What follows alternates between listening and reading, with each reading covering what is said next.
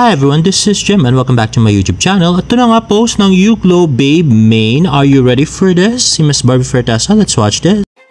Ayun na nga, pink na pink. Say hello to summer. Ayun na nga, napaka-sexing si Miss Barbie Fortesa. At super duper kinis. Grabe. Ayan na nga, oh. Oh, diba? Ang sino mga bias, charot. At next ay post ni Tita Ami, ayun nga si Barbie Fortesa ay nasa South Korea. At next ay post ni Jana, ay nag-samji sila. At ito yung picture nila. So that's together with Nay Fatima and Kailin Alcantara. At ito na nga si Barbie nakapikit at si Kailin. At ito na nga post ni Barbie kanina sa kanyang Instagram, Barbie Fortesa in South Korea. At yan na nga, napaka-pretty at sexing si Barbie. At tingnan nyo guys, lumalaki na yung bumper niya, diba? Grabe. At yan na nga, Barbie Fortesa trying street foods. At ito si Barbie at si Kailin. At may mga nakapansin nga na pareho sila ng brand ng cap ni David na nagpunta siya ng Australia. What the F, sabi ni Ananda na gano'n. Ayan. Yung kay David kasi double yung APC niya, yung kay Barbie single lang. At sabi nga nila ay couples cap. Ay sana nga, Diyos ko. At next ay kumain sila Barbie ng tanghulu. At ito yung samji nila. At library sa South Korea. At yan pa rin yung samji. At ito picture nilang 5. At yan na nga, nag-comment nga si Ivana Alawi ng saya, enjoy. At thank you nga si Barbie. At nag-comment din si Bianca ng ingat kayo, yakap. At nag-comment naman si Barbie na diba, dapat bumalik tayong 3 dito. Kailin Alcantara. At ang tweet nga si Batang Babe na paano malalaman na love din ni Nathan pero lino si Bibi. Ito haha, di lang pwedeng mag-spill ng beans, diba? David Licao ko, Barbie Fortesa. Well, actually hindi ako masyado niniwala do sa indication niya na nilike lang ni Sir Nathan.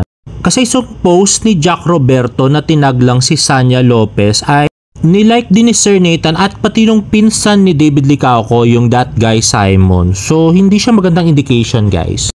Buti pa to, maniniwala pa ako. Yung kay Marilieta Alimani, hello sister-in-law. Ay tayo na nga, nag-like na nga si Ate Ilan sa post ni Barbie. Sana naman hindi lang si Ilan yung mag-like, pati si yung Simon, yung mga kamag-anak, di ba? Demanding.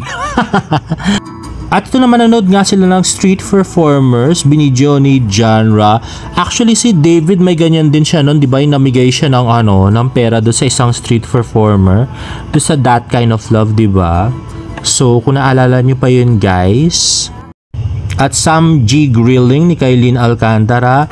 At next naman ay One Day Left for Mighty Clean Pure Gold Sari-Sari Store Convention. Sayang lang nga at wala si Barbie Fortesa, no?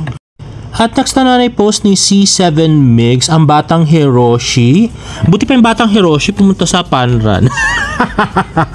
Yung tanda, hindi, boy. At next ay post ni Present Progressive, who's bringing the biggest barkada. Top 5 groups will win gift certificates, food, freebies, and kilig. Bring it on. See you on May 17 at Ayala Mall Circuit Activity Center because every smile starts with Barda. For inquiries, DM or comment down below. So yun nga, nag-sponsor ng prizes or gifts ang Barda FC guys. At next naman ay yun nga, yung David's Advocate ay nag-tweet ng, by the way, any Barda fan na hindi kami nililibak sa kanilang GDM, got something cool to offer, DM us. At nag-tweet nga si Cara Gayle na, provoking fan war, is that part of David's Advocate? At sabi naman ng David's Advocate, with all due respect, is there something provoke in the first place? We have an invitation to propose that we could not publicize since hence DM. But of course, we have to empathize na sana yun ang magka-interest ay yung ituturing kaming kasama kapanalig ever since. Tapos nag-tweet naman si Cara Gayle na, we heard. If mere hearsay led you to post a shady caption on a respected page for David, perhaps we need to remind you of the wisdom of David. At galing nga kay David, we should empathize with each other, we should be nice to everybody kasi hindi naman alam kung anong mga pinagdadaanan ng isang tao.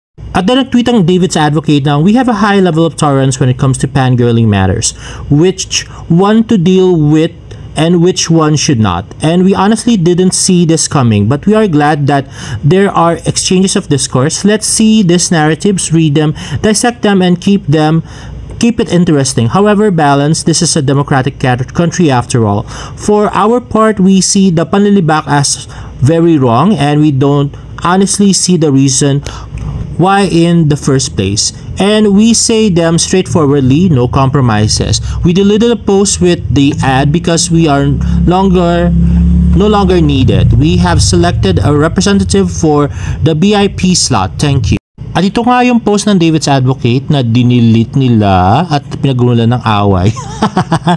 At nag-comment naman si Loving Mom na with all due respect din po, but your caption is offensive. You should be encouraging the Barda stans to join with you a happy disposition so that they should be eager to join you. But your caption is loaded.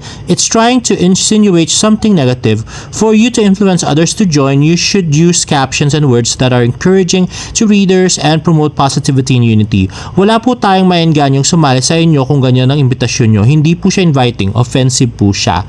At sumagot naman si Chrome Pies ng, this loving mom of Barda fandom, I give you the permission to be preachy kasi matanda ka na.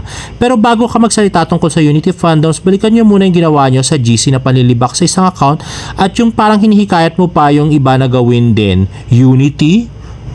At nag-tweet nga si Miss You na kahit sa narrative nga nila, dapat tayong mga dista ng villain. Kahit totoo naman, lutan nila ng Holy GDM nila ang DA at ang troops. May resibo pa nga kasali pa nga ang officers nila sa panlilibak. Ang hypocrite talaga ng mga atake nila, tumandang paurong. At nag-tweet din si Juliet ng the audacity of some people to tell us what to do. Kayo na ginagawa ng masama despite of not doing anything wrong against anyone. At nag-tweet nga si My Precious One, dami ko na GDM so far, wala pa ako na-encounter na kayo ang pinag-uusapan to be honest. Puro kiligan lang ang pinag-uusapan doon. At nag-tweet din si May 2000 ng, they are David Group fans that are so mean with Barda. And I'm sure hindi kayo yon. So your caption should not be like that kasi it creates tension. Ay nako, yan na naman yung problema sa Barda FC. But kasi di pa rin nila makita yung spy do sa group nila, no. Meron kasi talaga meron silang spy tapos yun ang nag-share ng lahat nung kung ano man yung napag-usapan nila do sa GDM. Syempre kung do sa GDM medyo may mga bagay na hindi nila gusto na pinag-uusapan yung David's Advocate, David Troops, or si David, syempre ibabalita nila lahat do sa kabila yun. Naku no, hindi ko pa rin nahanap. Grabe kayo. Pero ang kapal din ng spy na yun no sa kabila biruin mo, nanghihingi ng ng pondo tapos ayaw bigyan ng Barda FC tapos iba-blackmail ng screenshot, di ba? And lastly, gusto ko sagutin tong question ni Emma Joaquin.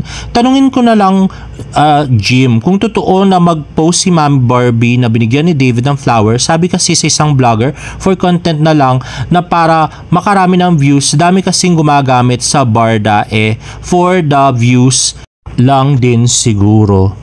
Well, actually, wala pong pinost si Tita Ami na nagbigay ng flowers sa kanya nung Mother's Day. Actually, si Barbie nga hindi man namigay. So, this year po wala. Actually, no, merong pinost si Tita Ami na thank you lang, pero walang indication na kung sino nagbigay. And this was way back Mother's Day 2023 pa, guys. So, sobrang tagal na nun. So, hindi na siya nag-post ng following years. So, palagay ko hindi na namigay yung namigay nung 2023 na yon. Nawala na siya. Yun lang naman, guys. So, yun ang factual. Meron nabigay ng flowers kay Tita Ami ng 2023 na Mother's Day, pero hindi na nilagyan ng caption ni Tita Ami kung sino namigay. So, it's a mystery person. Pero this year at saka last year walang namigay. So hindi na namigay yung taong. Hindi siya consistent, guys. Anyway, guys, if you like this video, please give it a thumbs up and please subscribe to my YouTube channel for more Barda updates. See you in my next vlog. Bye!